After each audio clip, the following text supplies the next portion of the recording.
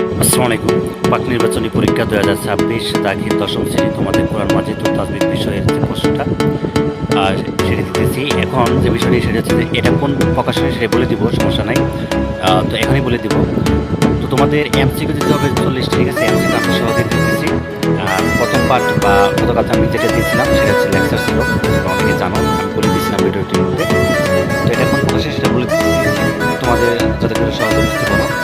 আচ্ছা, এখানে তোমাদের এমসিকিউ 40টি, তো আনসার সহ আমি তোমাদেরকে দিয়ে দিই যাতে করে তোমাদের কোনো সমস্যা না হয় আনসার করতে। আচ্ছা, 1 নাম্বার যে প্রশ্নটা করা হয়েছে আল্লাহর পক্ষ থেকে জানি না নাম কি, এটা হচ্ছে। আচ্ছা, এরপরে আমাদের 2 নাম্বার এখানে বলছে যে প্রশ্নটা আছে মালদার 2 নাম্বার, এটাও কোন নাম্বারটা হবে আপনার আলী মানব, ঠিক আছে? আচ্ছা, ইসরায়েল কার অপর নাম বলতে নাম্বারটা হবে 4 নাম্বারটা দেখো, 4 নাম্বার এটাও কোন নাম্বার হবে আনসার। এরপর দেখো 5 নাম্বার এটা বলছে বাপ কি, এটা ঠিক আছে?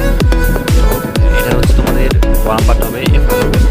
আচ্ছা, রাইন আর শব্দের অর্থ কোনটি, ঠিক আছে? যেখানে তোমাদের 6 নাম্বার যে আনসারটা সেটা হচ্ছে খ নাম্বারটা হবে আমাদের রাখা। আচ্ছা, নাস্তা কত প্রকার, এখানে 7 নাম্বার প্রশ্নটা হচ্ছে খ নাম্বার হবে 3 প্রকার। এরপরে 8 নাম্বার এটাও খ নাম্বারটাই হবে, ঠিক আছে? অর্থাৎ মানসুখ। এবং এরপরে হজের ক্ষেত্রে সাফা এবং মারওয়ার যে পাহাড়টা আছে এটা সাক্ষী করা হুকুম। এখানে তোমাদের 9 নাম্বার প্রশ্নটা কি হবে? 9 নাম্বার হচ্ছে খ নাম্বার হবে ওয়াজিব। ওয়াজিব আমাদের প্রথম ক্যাবলা কোনটি? বাইতুল বাইতুল কি হবে? মুকাদ্দাস, এই যে সফরকালীন রোজা না রাখা কি?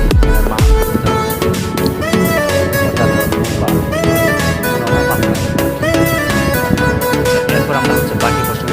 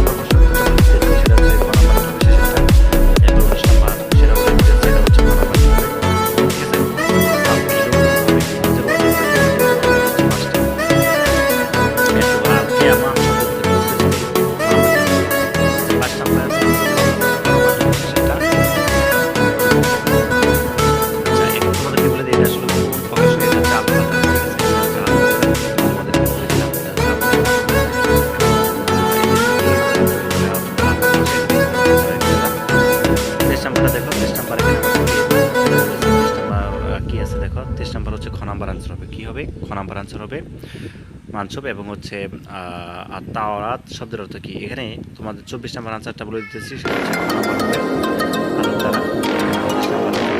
25 নাম্বার তারা উদ্দেশ্য, ঠিক আছে? ইনজাল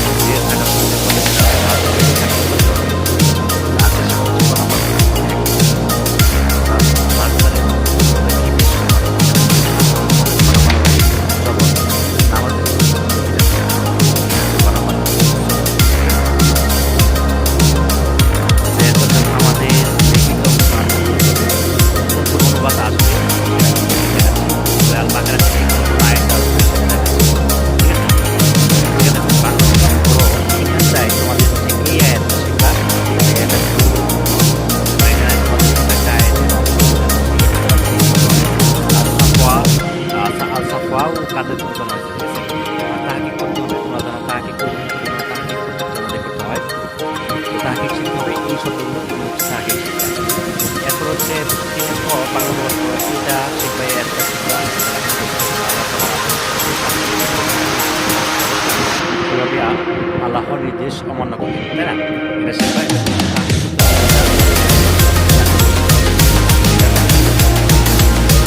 এরপরে তোমাদের এখানে বাংলা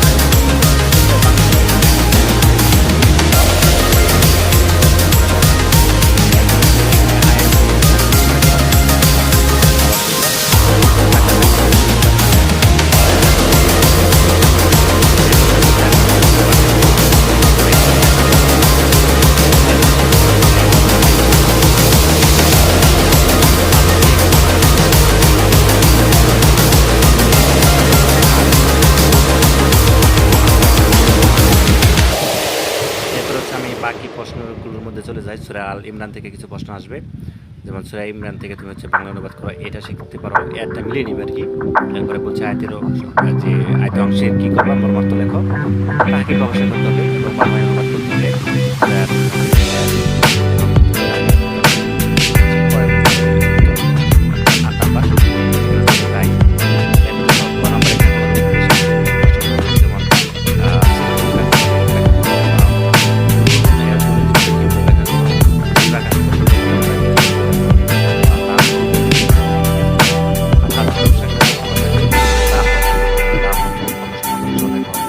তাকে